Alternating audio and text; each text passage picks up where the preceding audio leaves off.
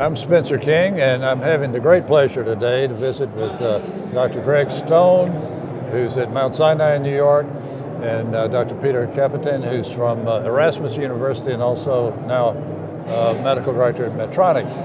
And by having a surgeon and a cardiologist here talk about the advantage of surgery and interventional procedures in patients with multivessel disease is a great opportunity because both have been involved extensively in clinical trials trying to sort this kind of thing out.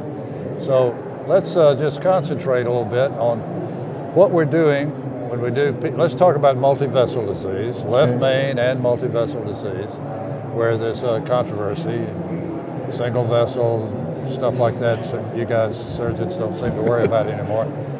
But this is still a point of great interest to how we recommend things to our patients.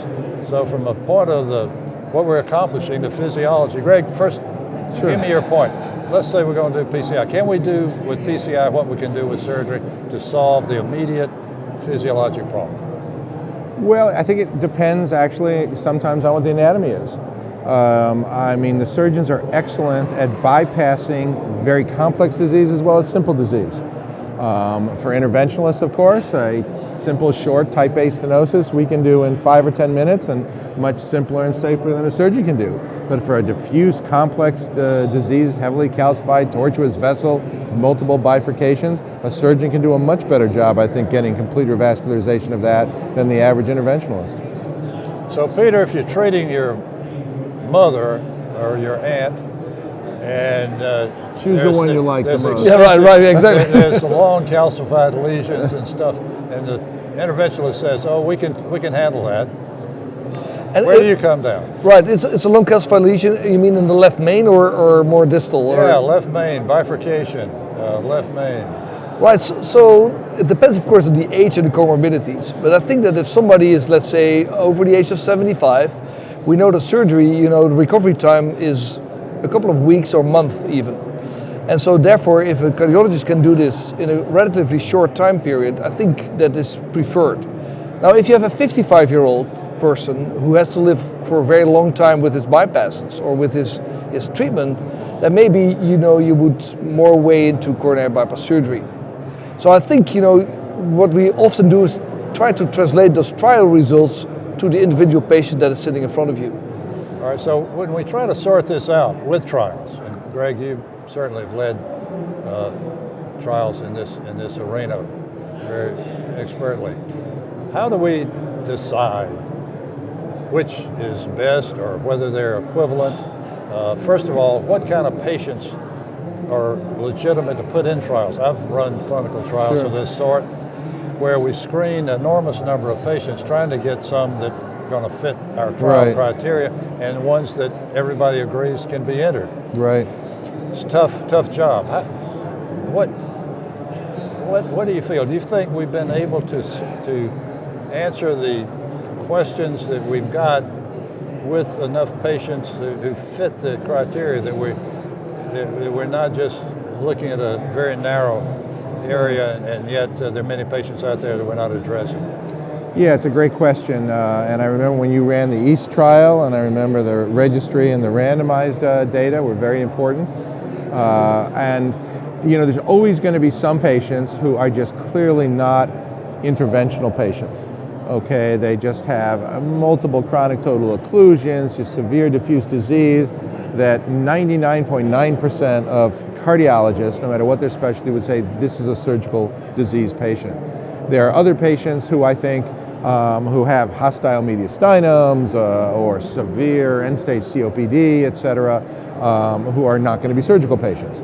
And so I think for those two groups of patients, we don't need to study. The question is when there's equipoise, when there's a patient could undergo surgery with a high likelihood of success and a low complication rate, or intervention with the same, then which is better?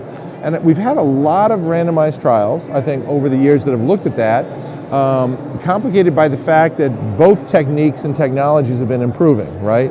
Our interventional, from balloon angioplasty to stents, drug-eluting, second generation, pharmacology, physiologic assessment, imaging has been getting better and better, and surgical techniques are getting better as well with pan-arterial and bilateral mammary revascularization, better cryopreservation, et cetera. So, but all that being said, I think we really do have a pretty good idea what the risks and benefits of the two procedures are. And in my own opinion, for many, but not all patients, interventional approach can lead to similar survival, a similar, slightly lower risk of stroke. Let's talk but about not all, yeah, not all. All right, let's talk about endpoints though, because if we're going to solve Sure. this problem, and I'm a patient, and I say, okay, you can have this or that, Right. first thing I want to know is, will I come out of it alive? Right. And what else? Am I going to have a stroke? That's a good one. Yeah. Right. That's a good And then I'm going to say, you know, those are the main things I'm interested in. But to get trials done, we have to, with a number of patients, we have to kind of come with composite endpoints. What should the endpoint be? What should the endpoints be in trials? And I'm asking you this. You've obviously Sure. designed trials and you got the endpoints. But my real question is, how important is mortality by itself? And maybe stroke ought to be in there, because if I'm a patient, either one of those things I'm very opposed to. The rest of it I don't understand as a patient very well, but I do understand those two things. But trials always include more than that. Yeah, but if I may say, so even stroke, you know, you have disabling stroke or you have minor stroke, small, you know, and that where the effects on, let's say, at 3 months or 1 year are very minimal. So even there, I think everything has to translate into quality of life. So are you alive and are you happy? And that's, I think, is the most important one.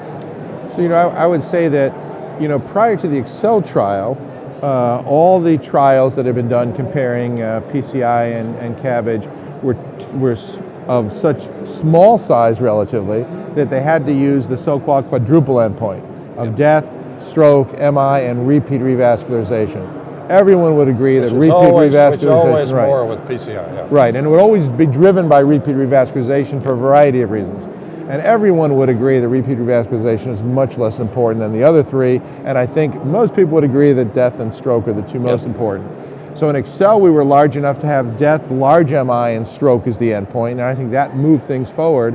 I don't anticipate any trials big enough in the future to just be powered for death or stroke, so that's why it's so important when we start aggregating all the evidence that's out there, the totality of the data, in pooled analyses or meta-analyses to try to get down to mortality, to stroke, to myocardial infarction as individual endpoints. Let me ask you about that myocardial infarction, though. Sure. So, large MI, and we're judging large MI enzymatically primarily. Primarily.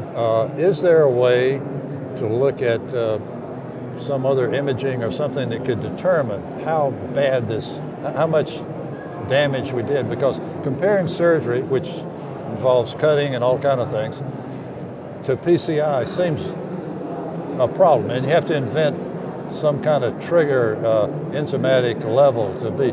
Is there any way that trials could be structured where you would actually do some kind of imaging in the follow-up to establish how much damage had been done? Maybe you'd have to do it before and after, right? You'd have to maybe a MR or something before and after, and you could see. You certainly could. It'd be a lot more expensive, and so it's never been done on a large scale. And you know, there obviously myonecrosis after surgery and PCI are very different, and we don't know whether all that cutting, for example, is safe or is that harmful. So we've looked at biomarkers, and at least in the Excel trial, we found that a similar large biomarker release seemed to portend the same effect on mortality after both PCI and CABG. So no matter how you got there, if you had a CPK increase, CPK-MB increase to 10 times or greater, that was bad after both PCI and after surgery. Only happens in about 5% of patients, but when it happens, it's bad. You think it's well, no, those patients die more commonly after multivariable. Well, if they die, you know they're dead, right? Right. So right, but only a small percent die, so it's a surrogate. I mean, again, we can't run a trial for mortality, so we want to have bad outcomes that are going to mean something to the patient. And at least that's an indicator that that was a bad infarct. Okay, well, surgeons are going to continue to wonder about the endpoint. I'm suggesting that you do something that's impossible to do, namely do MR exams on the patient before and after. Thanks for visiting with us and sharing these thoughts on. Thank you, Spencer. Thank you very much. Thanks.